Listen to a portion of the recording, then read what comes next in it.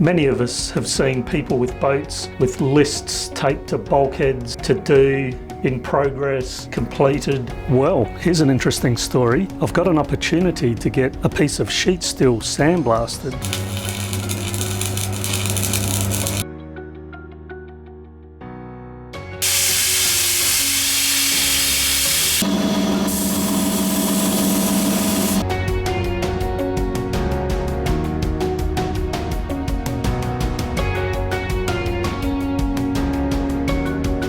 Well, there's something that I'm very excited about. Many of us have seen people with boats with lists taped to bulkheads about to do, in progress, completed. I'm not near close to that yet, but I actually did start a list about 5 months ago regarding the main furniture build in Mistress. I got to the point where I could start to see and taste the light in the end of this long tunnel is starting to show itself. And so what I did was I put a list together dividing Mistress up into main areas in order to focus on getting the main furniture build in. And that's pretty much what I've been doing going back toward the end of last year. And so the thing that I'm very excited about is I'm now in a position where I can finally start this navigation area. As you'll see from this list that I put together, I divided the boat into 4 main groups. I've tackled pretty much the first 2, just one more little bit to do with a galley shelf. That's small, so I'll be doing that whilst doing the navigation area. And the significance of this area is that, as I'm sure most people realise, the navigation area is also the electrical brains for any boat. So I'm excited to get the furniture in, because what that will mean is that I can also continue with the electrical work. And by furniture, what's going in here is the nav desk and a seat and a second lining so that I can fit instruments between the lining and the main bulkhead. And as you could see from that list, I just have one shelf and a small bulkhead for the galley, but apart from that, I can now move into the nav area and the heads. The heads is going to be a little bit simpler in some ways, in other ways not, but I'm just very excited to finally be able to make a start on this navigation area. Well, here's an interesting story. I've got an opportunity to get a piece of sheet steel sandblasted. Let me tell you the story. This sheet steel is the roof for the hard dodger. And so why am I thinking and talking about that? Because it means that all of the large pieces of plywood and tanks and whatever, all large pieces are now already inside a Mistress, which means I can think about getting that roof onto the hard dodger. Some people who have a business just next to me sandblast, and there's an opportunity that I can get this sheet steel sandblasted tomorrow. So there's a little bit of welding I need to do to it. And so to explain, this piece here was actually sandblasted and epoxy primed when all of the boat panels were done.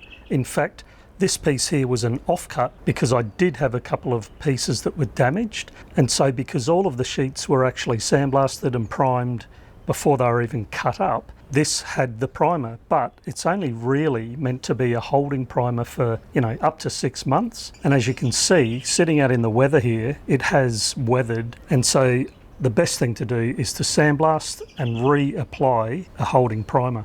I think this was the main deck plate. And as you can see, there's a cutout there.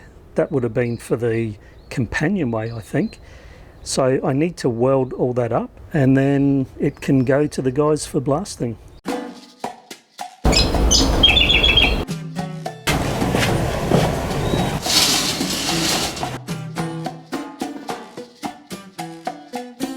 Sabroso, cha-cha-cha.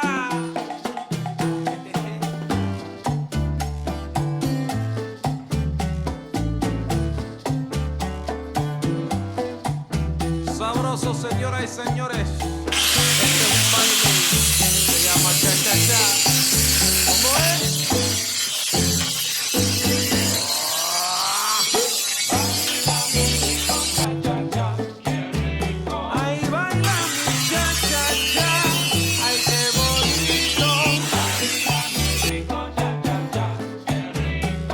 Baila los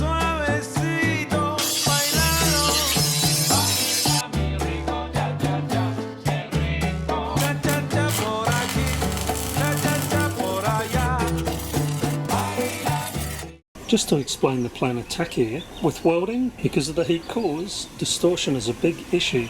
This is only 3mm plate, which means it's even more important to weld in some sort of planned way so as to not put too much heat into the plate to distort it.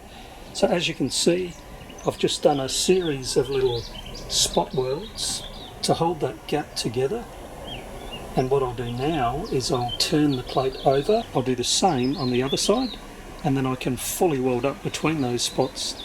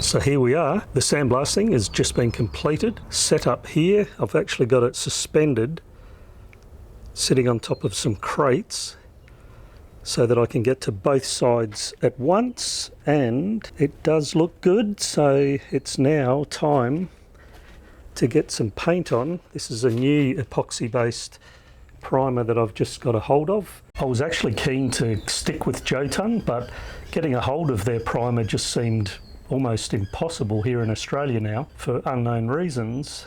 It looked like you could buy it in capacities of 20 litres, which clearly I wasn't going to do that. So this gear, which is a New Zealand or Kiwi mob, apparently this is really good gear. And so the objective is to put on what's called a holding primer or a shot primer, and lightly, so that it can be what's called weld through. This sheet will all need to be welded up on the top of the Dodger, and so I need to be able to weld through it, and rather than grind all that primer off, having a product that you can actually put on and weld through is what I'm after, and that's what I had with the rest of Mistress.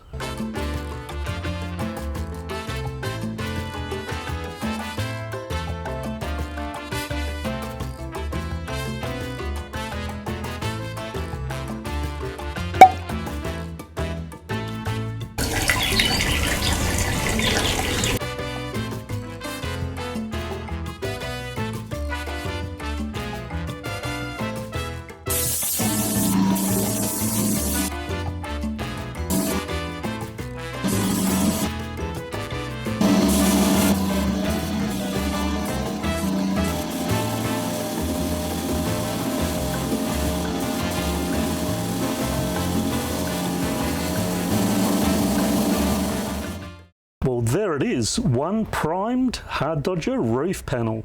I'm so pleased that is done.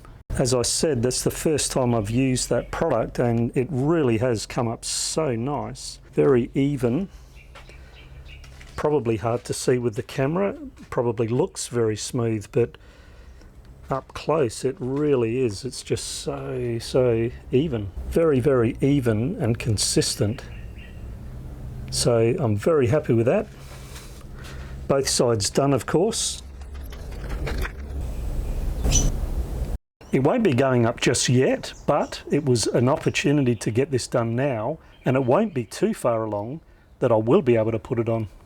Well folks, the good boatwork momentum continues, and it has been very pleasing. In the next episode, well, just before I make a start on the nav area, on the list is to get this shelf in here.